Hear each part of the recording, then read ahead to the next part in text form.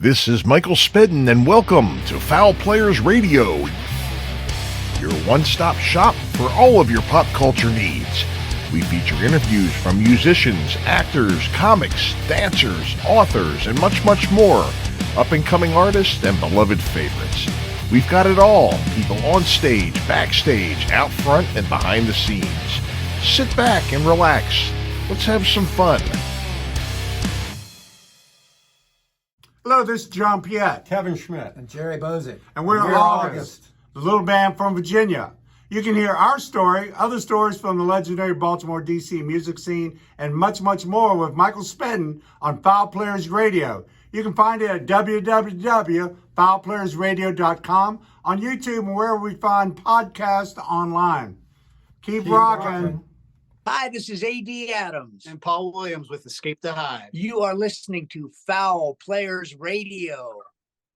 And welcome, Season 11. We've got 11 seasons of Fowl Players Radio, and tonight, our guest is Blackleg Miner. They've just released a CD, a 5-song EP called Canary Down.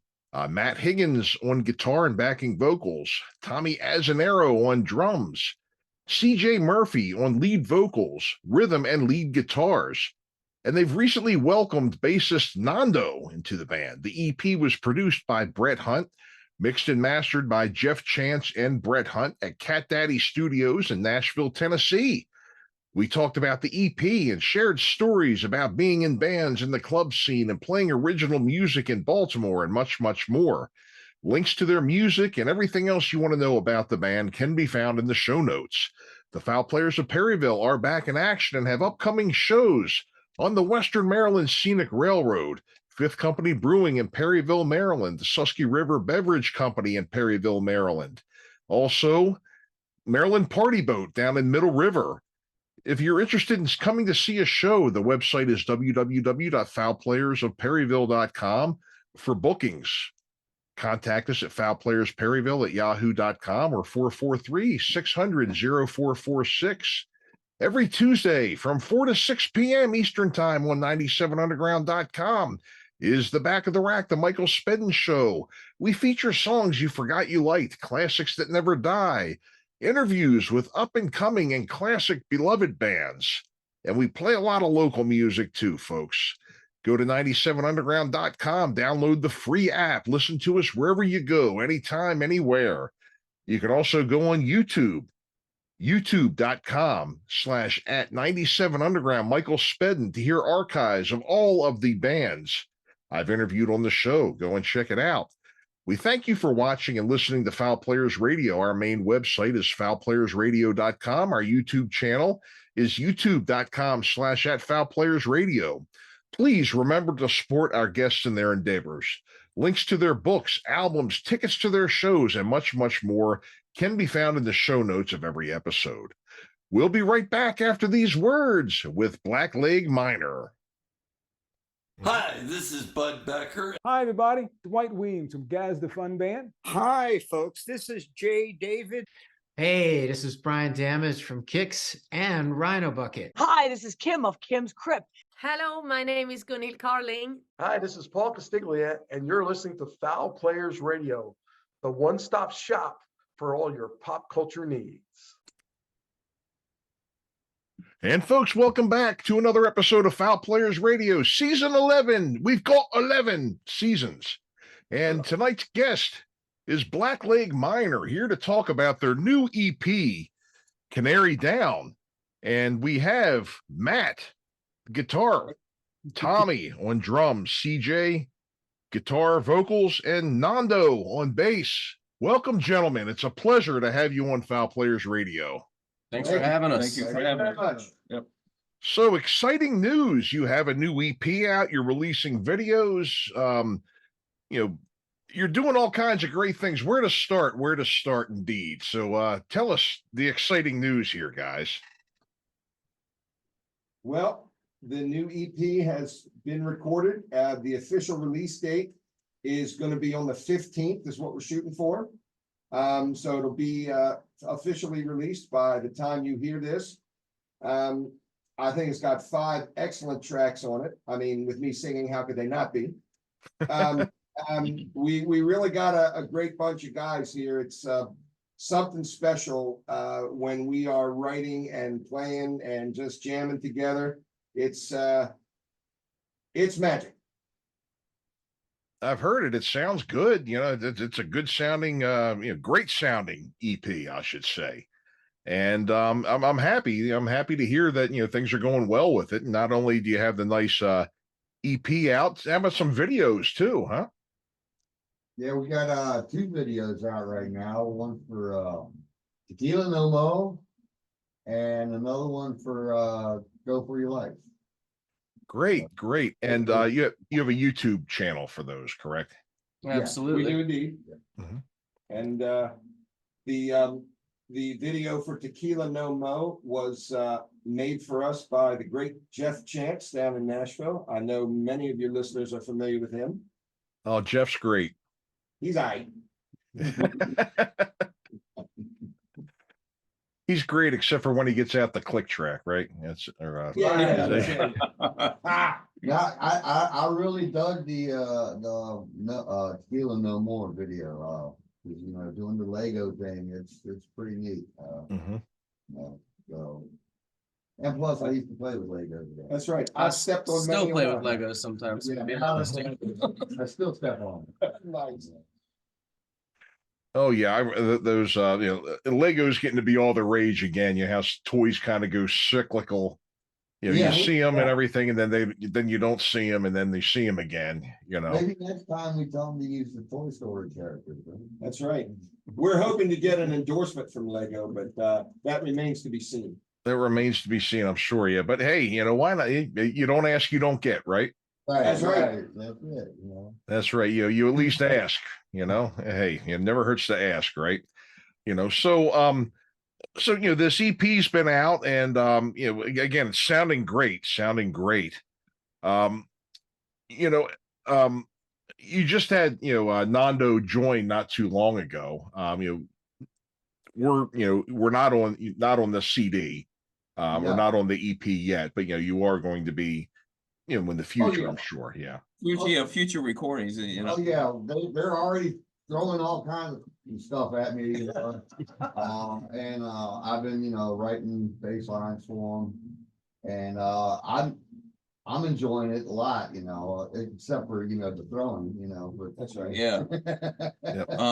CJ does a lot of the writing. And he writes, I'm going, dude, you got to slow down. I can't remember what we're doing now. I know, huh? But everything he writes, I'm going, where does he come up with this stuff? I mean, I've been doing this a long time, and I'm going, it's really, but he throws this stuff at Nondo and I, and it's like, okay, let's, it's exciting. I want to, get right on it, while we're working on other stuff. I mean, we're constantly writing. Oh yeah. Yeah, Tom's had a little more time with the guys than I have, so he's more familiar with even some of the newer tunes. So, like last week at practice, we went through a new song, and then here's another one. Take it home with you. Do something with it. I didn't give you all of them. They're coming together quickly. Yeah, won't be long. We'll probably have another album to be selling you guys. Oh, good. Yeah, I know I've got a lot of songs myself, that I've done over the years, and to me, and in every band I've been in before, they seem to come like in groups. You get, it seems like we would get like 5, and then nothing, and then a whole bunch of nah. We're definitely in a phase of we've got, and then and then all of a sudden here comes like a big streak of them again, and then not so some much. Of them come together. Some of them come together really quick, and then you'll hit a you'll have one that you really like, but you're having it's taking a little bit more time to kind of get it. Yeah, where you want it, just that one part, Some of those turn out to be the best songs. Some of the ones you guys might have heard on the 97 show, Tequila and Kiss All Night, were like that originally for us. They took a long time to get together, and I think the end result is absolutely worth it. I think so too. I mean, I think they're both great songs. I mean, the whole thing I think is nicely done. Got good songs, good material, and well recorded, well played. I think you did a real nice job on it and everything. The next part is getting everybody, the world, to hear it. That's the next thing. So hopefully everybody listening to this and listening to the 97 Underground show and 97. And why would you not be listening to 97? That's the age-old question, isn't it? If you don't like 97 Underground, you don't like rock and roll. Yeah. That's right. And we don't like you. Oh man. And but 97, I was glad. I mean, I just joined 97. I came on board there last summer. And I had been wanting to do that. I mean, luckily I was in the right place at the right time, and I got offered a job, a show on 97. But I mean, you guys have been playing around here for a long time, and the first, incarnation of 97 was just a great resource for local bands. They played a lot of unheard stuff or stuff you wouldn't normally hear. The other radio stations weren't playing. Yeah, they played stuff. Yeah, it was. Yeah, that's what And impressed y'all me. still do. Yeah. I remember it was 97 that where I first heard Rhino Bucket, for example. Yeah. Oh yeah.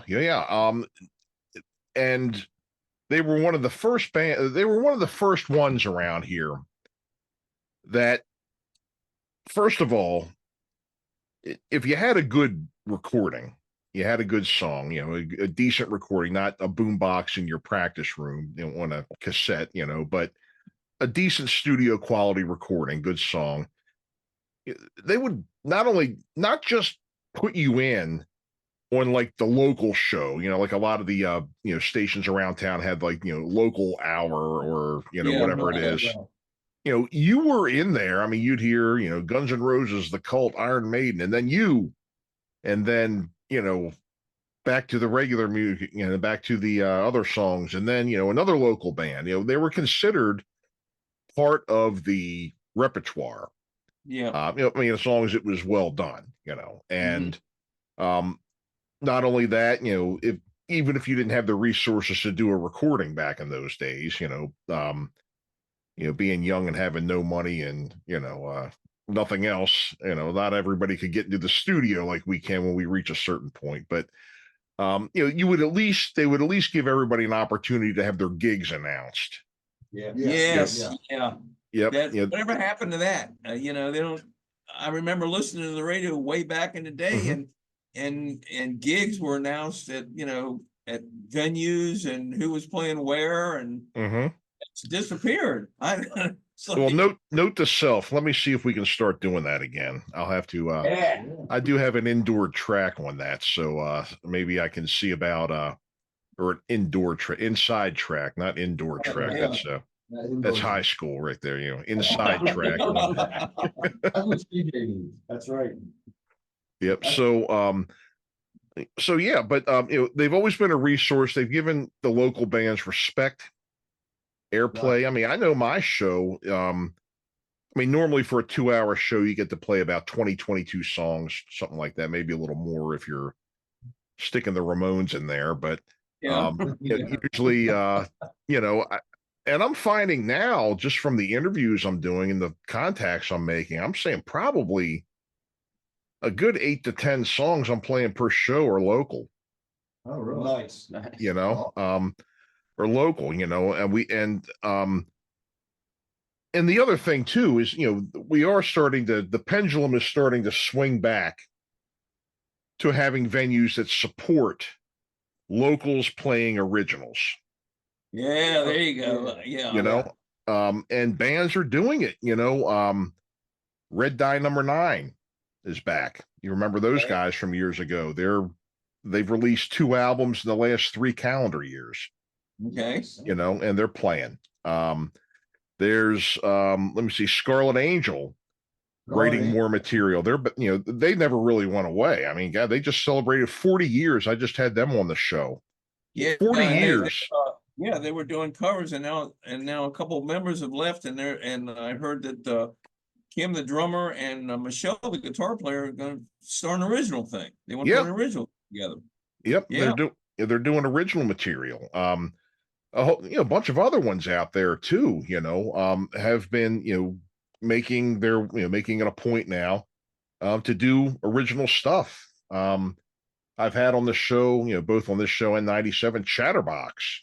Chatterbox, yeah, we're good friends with Chatterbox. Yeah. Friends of ours. Yep. Yeah, good guys, friends of mine too now, and What's that man, there's TC Adams too, the violent relaxation. violent relaxation man. what's that? I'm sorry, The violent relaxation band is TC Adams. don't know them yet. I mean, I'm sure I'll probably run into them. Yeah, you should find out about them. They're a good band. Okay, sure. Original. Yeah. Yeah. Yep. Two freaks are out there kicking butt. Yep, two freaks are out there. Yeah, it's really it's good for me. I like seeing that swing back a little bit to the original thing now. Yeah. Nothing against anybody, cover bands are fine, that's nothing against that, but this area seemed to be for a while, until recently starved for original acts. Yeah. I mean, back when I played, in electric bands, back in my days in Orange Seed Parade and Fritz's Dynamite before that, I'd say from like 87 to 94 was pretty much my electric band. I did acoustic stuff after that, but Okay. Right. there were a lot of, the Rage, Network, Midway. Hammerjacks, let me see. Midway Cafe. Midway, the Midway. Feathers Cloud. What's that? God, there was so many venues back then. Feathers. And you guys are listing so many that I don't even, these guys have been around a lot longer than I have. Even when I used to play local music, there were a lot of venues out there. A lot of, Fletcher's, Sonar, like they closed down. Right. Existed, or they don't anymore. Matt is the baby of the band. Oh, okay, yeah. Turned 14. Yep. Don't have the best. That's because he's the youngest. That comes off. Right. That look at that head of hair. That is a head of hair right there. Yeah. Mine used to be like that until you get to be can't stop Father Time. Yeah, exactly. I just try to keep it while I got it. That's all. Right. The Paragon. Yeah. I'll tell you go ahead, Nando. What were you going to say about the Paragon? The Paragogo is what we used to call it. But yeah, I grew up in PG County, so we used to play there a lot when I was with Ace Holiday. Bands like Tommy and the Love Tribe, we used to open up for them back then. Who else? Oh God, there's so many. Souls at Zero, which used to be Wrathchild.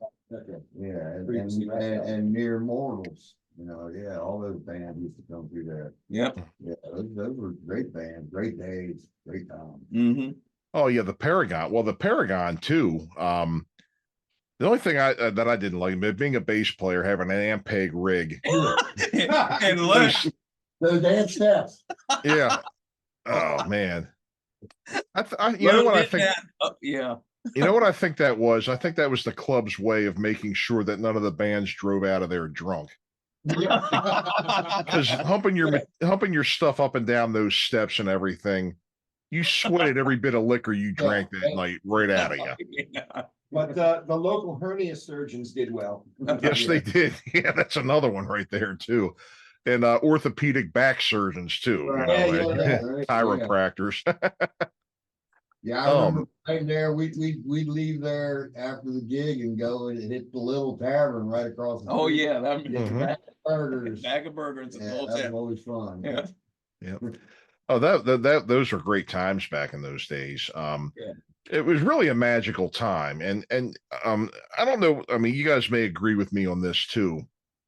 Of course, social media helps us in a lot of ways nowadays.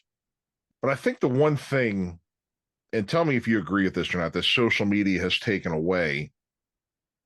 Part of being in a band in those days was you went out face to face and you handed people flyers. Yeah. Oh, yeah. Put them up with masking tape. Yeah, masking tape or whatever you had, whatever tape you could come across, you know. Yeah. Super glue. Yep. Spray, you know, whatever you had. And that's been lost to a certain extent. Oh yeah. A big time. I mean,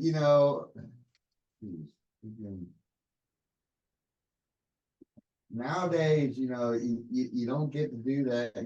You meet people, actually, that was one way of meeting them face to face, Mhm.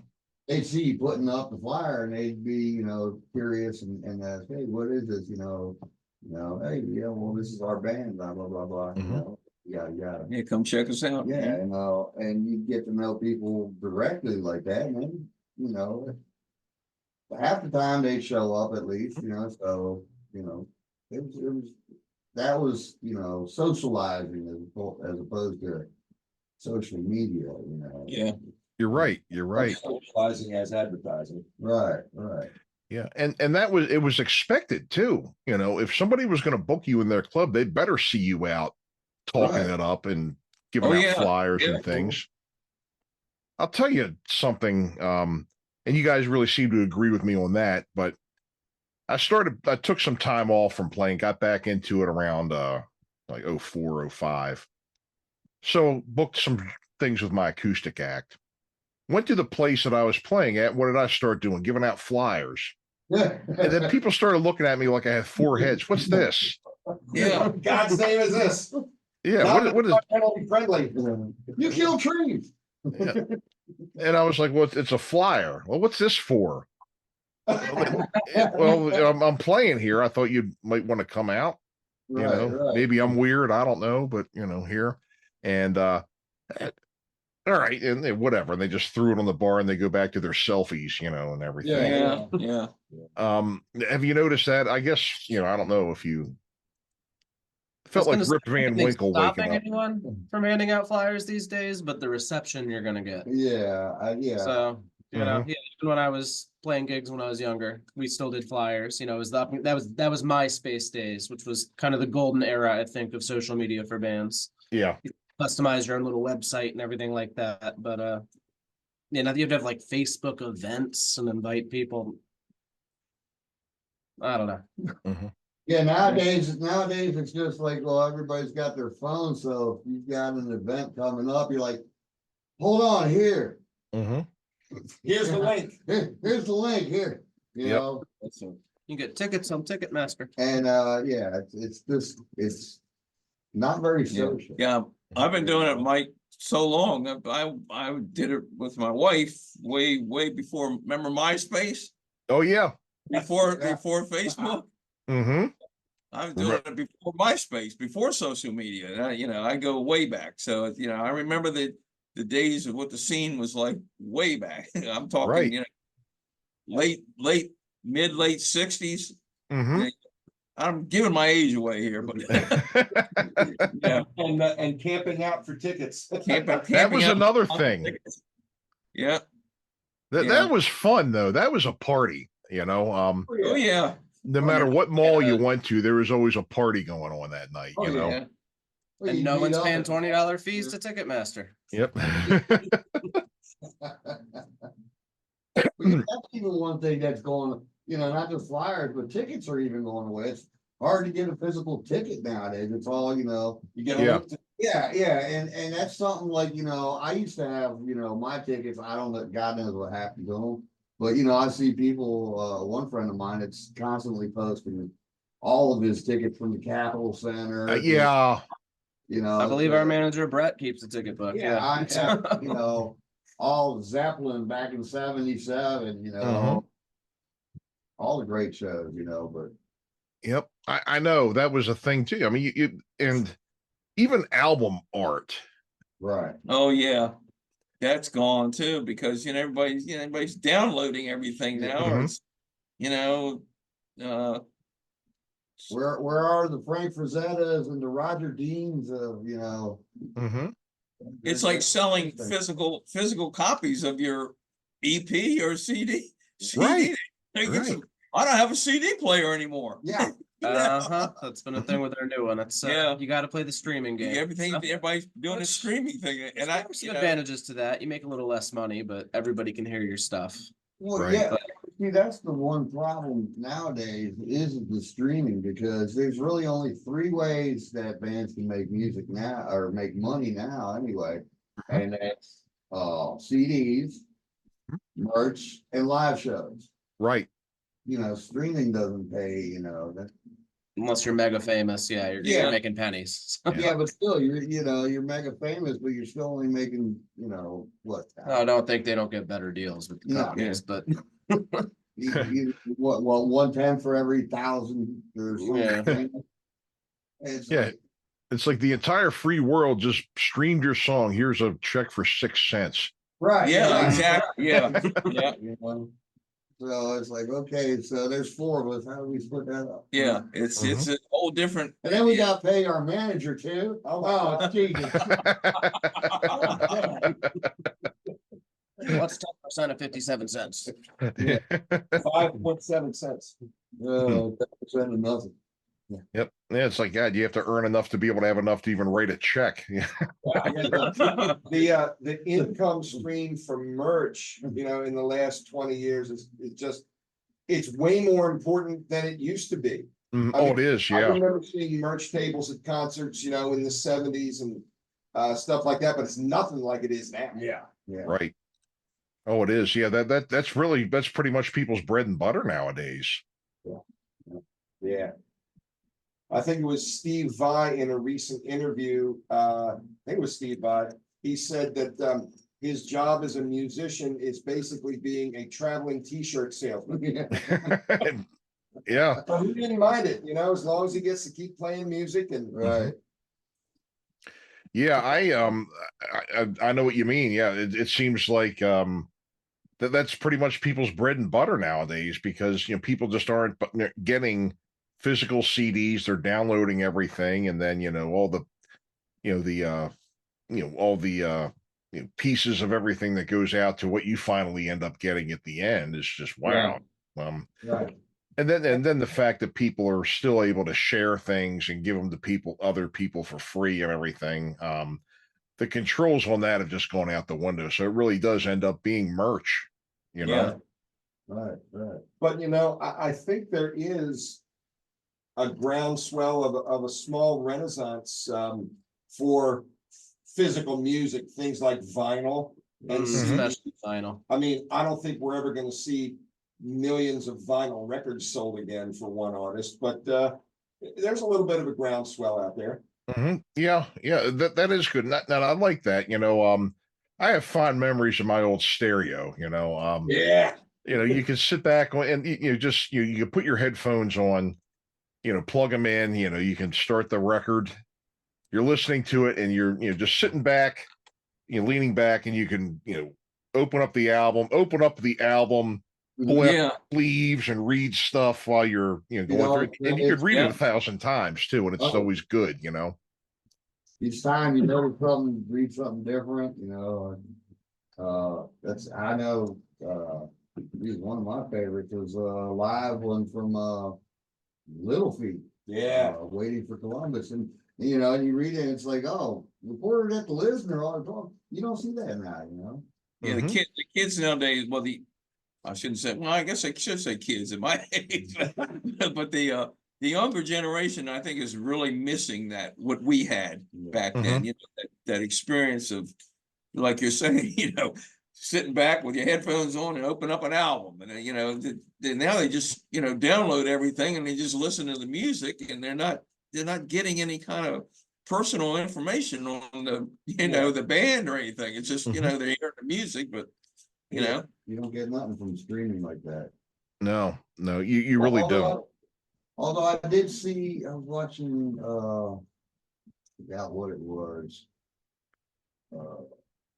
Some channel on that streaming channel, but popped up little facts, about the band, that was about it. Yeah. You can with streaming get a bio, you can have it show your lyrics and stuff like that, but unfortunately that's often reserved for the big ticket bands. You Right. have to be Okay. a national touring Right. act to Oh, get okay. like Apple Music to play ball with you on that. Oh, really? Yeah. Yeah. I mean, and half the people again, they're just hitting play and putting Yeah. it in their pocket. Right. It's not like they're reading that stuff anyway, and They they're not don't really care. curious. Yeah. Most of them nowadays don't care, they're just like, oh, look, listen to this. Yeah.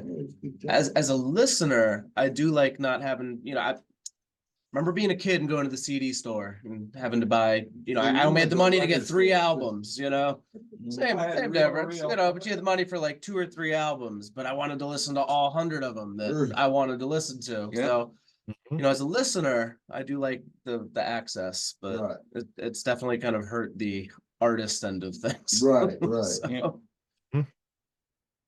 Yeah, and we used to have get-togethers when we would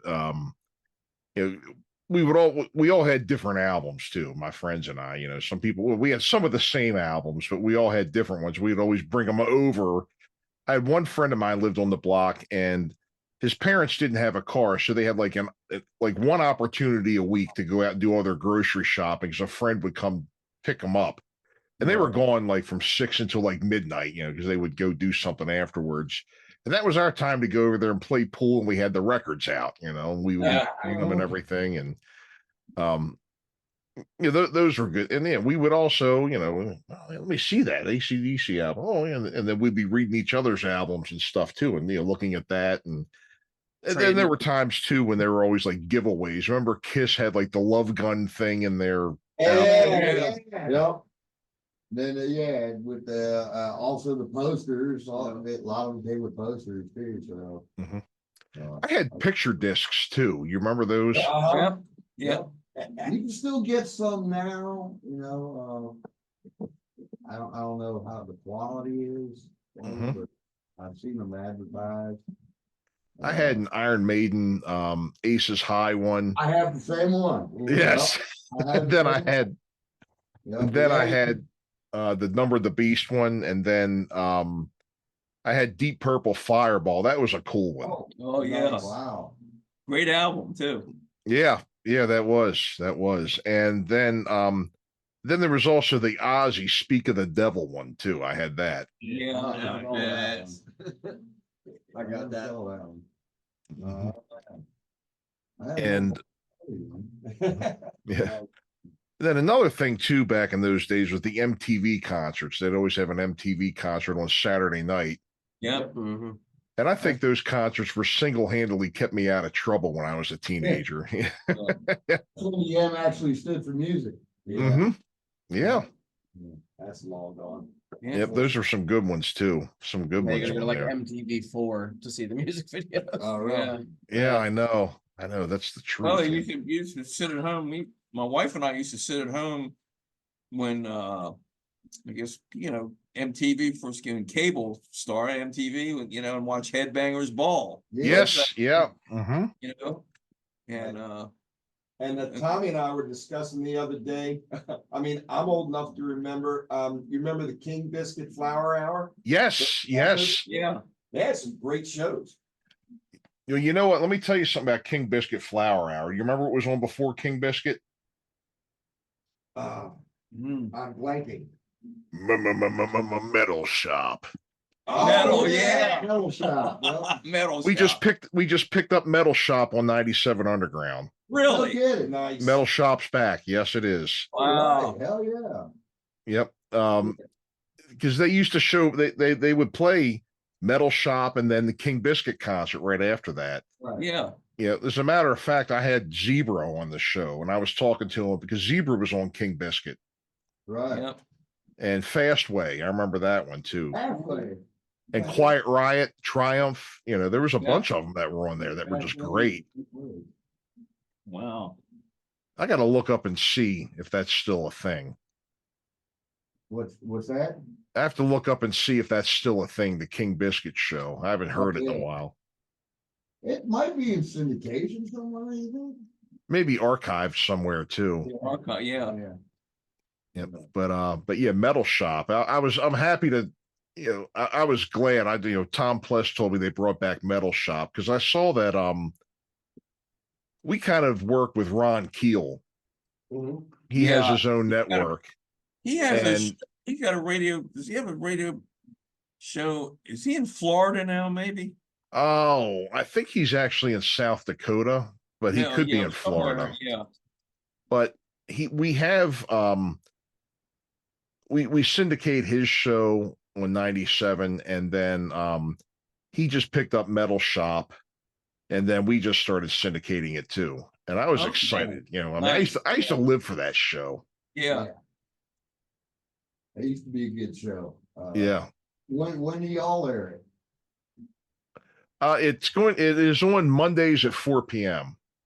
Okay. Excellent. Yep. And I think it's on the Ron Keel, the KFRK app. Okay. I think it's on that Wednesdays at 11 in the morning, or Wednesdays around noon. But yeah, and I think there's another place where like a lot of the old back episodes are archived too. But such a great that was great stuff too. I mean, just memories of that show.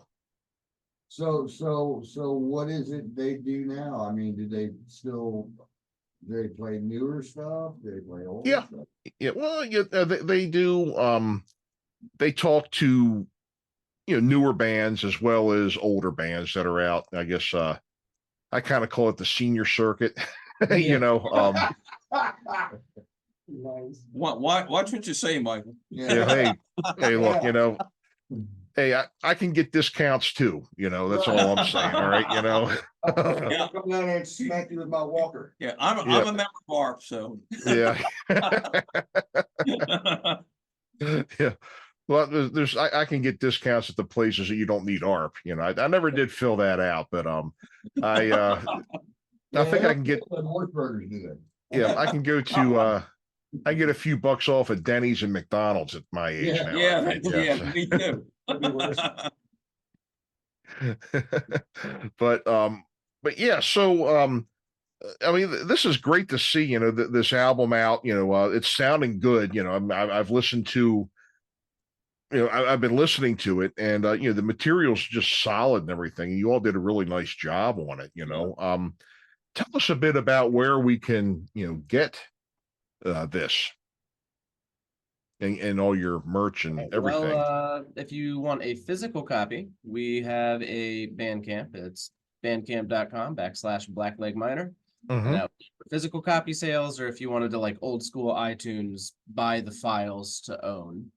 If you want to stream it, it's going to be on all major streaming platforms, despite our little, grumble session about streaming a minute ago. It is still going to be available. Apple Music, Spotify, all that. And we have, of course, Facebook, YouTube, other places you can go watch our videos, get in contact with us. You can directly contact us to send you an album if you want to avoid Bandcamp. And that's going to be under Blackleg Miner on all those services. www.blacklegminer.com. Great.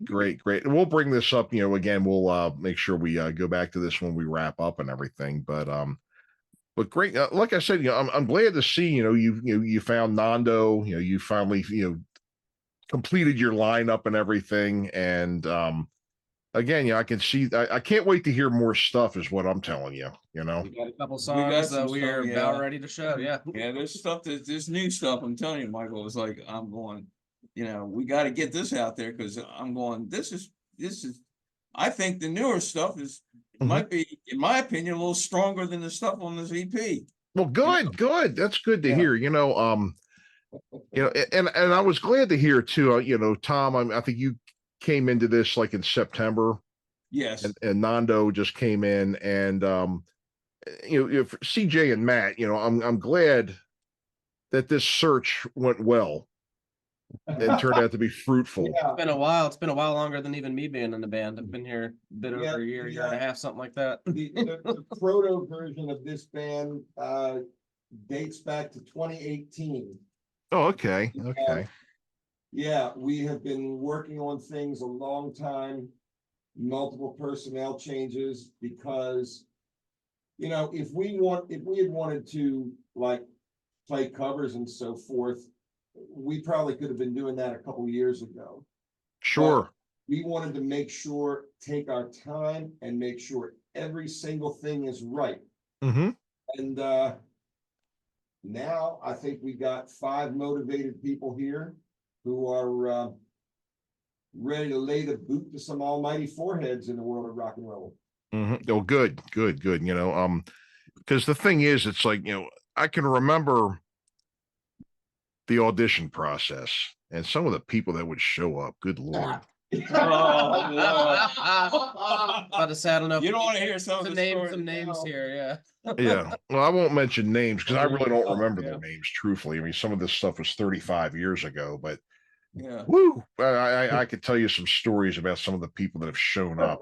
Yeah. It had, Michael, it hasn't changed. No. I joined in September, and when hunting for a bass player that was quite an experience since I've been in the band. And hunting for a drummer before him was they said one equally guy- daunting. Yeah, I think they said one guy came with one of them spark amps, you know.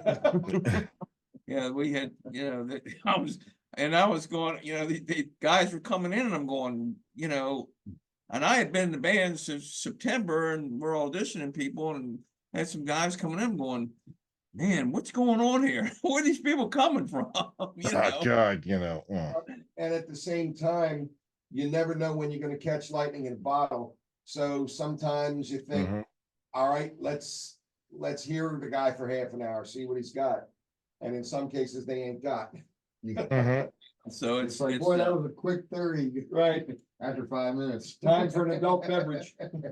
Yeah. Sometimes you really need multiple after some of those. I mean, Yeah. and it's not just an issue of that. I mean, sometimes somebody shows up and the minute they walk in the room, they're a weirdo or something. Yeah. And And in addition to that, a person can be an absolutely stellar musician, but personality is not there. Yeah. I mean, I'm sure you can tell by now, we take our music very, very seriously, but ourselves as people, we don't take very seriously at all. Except for he's like a total stuck-up, egotistical schmuck. Yeah. So I didn't even know we were people. That's right. Well, you say we, keep that to yourself. That's right. But yeah, both the personality and the musicality has to be there. And also I'm a big kind of myself. I told these guys, I said that I'm also into the stage presence thing. Always have been. Yeah, put on a show, give people their money's worth. You want to have a good solid, musical line. Everybody, good musicians, but I also believe in, giving the people something, to look at, something to watch. Oh yeah. I've always been into that since when I was doing the last band. I was in the cover band thing. When they asked me to join that band, I said, I'm not going out there. This is going to be, we're going to play bars, but this isn't going to be the typical bar band. That's Right. why they got me, so they'd have something good to look at. That's right. We needed more visual appeal. Yeah, exactly. Because a lot of bands, and they get up there, they look like they just came in from, mowing the lawn or washing the car. Yeah, I know. Yeah, I know. Exactly. You're supposed to be, and the thing is, they wonder why a lot of club owners don't take it seriously either. When you Right. I know. Everyone showing up in cargo shorts and flip flops. Right. Yeah. I mean, this is not the time unless you're playing in a Jimmy Buffett band or something. There you go. Yeah. But yeah. And the thing is too, it's like you could show up and you wear something that looks the part, age appropriate, and just looks right for being in the rock. So when people walk in, they can say that's the band. Right. Yes. Yeah, exactly. That's the band. That's not the guy out there fixing the rain gutters, who came in for a drink. That's my whole thing. Look like you belong on, if you're in the band, like you're in the band, and Those my neighbor's lawn. See, you can tell the shoes are still green. Yeah, they are. Yeah, I know. That's just a mess. That's It's like I've said too, it's too many bands out there, they just stand there, and, Mhm.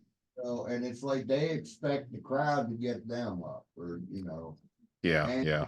that's not how it works, you gotta go out there and put it in their face and get the crowd going. Yeah. And then that gets you up even more, and then it goes back out to them. Yeah. Right. So, You're right. way I've always been. Oh, yeah. Great, great. Yeah. Well, guys. Well, I appreciate you coming on the show tonight and everything. It's really been great to get a chance to speak with you and promote your stuff and everything. Again, the material's sounding great, and amen to you. Thank you, Michael.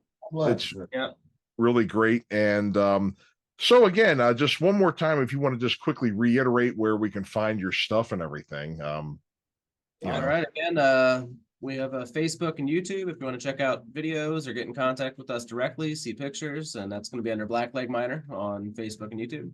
And if you want to buy physical copies of the album, bandcamp.com/Blackleg Miner. You can buy physical copies or downloads, and it'll be available on all major streaming platforms, Apple Music, Pandora, Spotify, all that, by the time you guys are hearing this. And you can sign on to www.blacklegminer.com and see all of our smiling faces. Absolutely. Well, great. Well, guys, again, it was great to have you on and everything here. Exciting new EP. Folks, you know where to get it. Show these guys some love, and check out their stuff. You won't regret it. It. It's well worth the listen. Woo! Hopefully we'll be hearing us on 97 Underground. Absolutely. You'll be hearing it on 97 Underground during the Back of the Rack.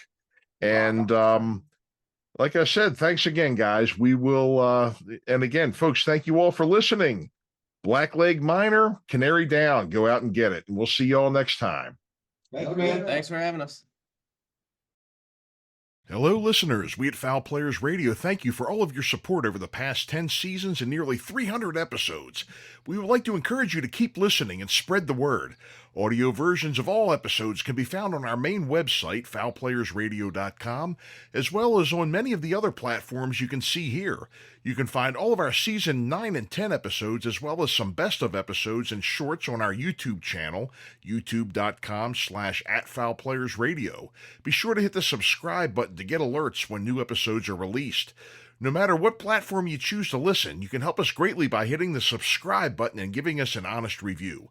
You can also help us by supporting us at patreon.com/fowlplayersradio or at buymeacoffee.com/fowlplayerw. Your support makes it possible for us to continue to be your one-stop shop for all of your pop culture needs. Be sure to follow us on social media, Facebook, Instagram, and Twitter for new episode announcements and news and updates on all of our guests. Thank you, and enjoy this episode. Thanks again for listening to our episode tonight with Blackleg Miner. It was great to catch up with them and hear all about their new EP. And get to know these guys a little bit. And I'm sure the audience got to know them as well. And a very enjoyable episode. They've just welcomed bassist Nondo to the band. Again, the band was Matt Higgins on guitar and backing vocals, Tommy Azzinaro on drums, CJ Murphy on lead vocals, rhythm and lead guitars. And again, Nondo, the new bass player, just joined. EP was produced by Brett Hunt, mixed and mastered by Jeff Chance at Catdaddy Studios in Nashville, Tennessee. We talked about the EP again, shared some stories about the club scene. It's always great sitting down with a bunch of band guys. I really enjoy talking to them, especially ones from around here. Also, Murder Mysteries, the Fowl Players of Perryville are back in action. We've got shows coming up this spring and into the summer. And check us out, fowlplayersofperryville.com. If you're interested in booking us, fowlplayersperryville@yahoo.com. 443-600-0446. Don't forget the Back of the Rack every Tuesday, 4 to 6 p.m. on 97underground.com, the Michael Spedden Show. We feature songs you forgot you liked, classics that never die, interviews with up-and-coming and classic beloved bands. Go to 97underground.com and download that free app. Listen anytime, anywhere. And also remember our YouTube page, youtube.com /@97underground, Michael Spedden. We thank you for watching and listening. Remember our main website, foulplayersradio.com, YouTube channel, youtube.com/@foulplayersradio. Please support our guests in their endeavors. Again, remember, links to their books, albums, tickets to their shows, and much, much more can be found in the show notes of every episode. So thanks again for tuning in. This is Michael Spedden. Until next time, signing off.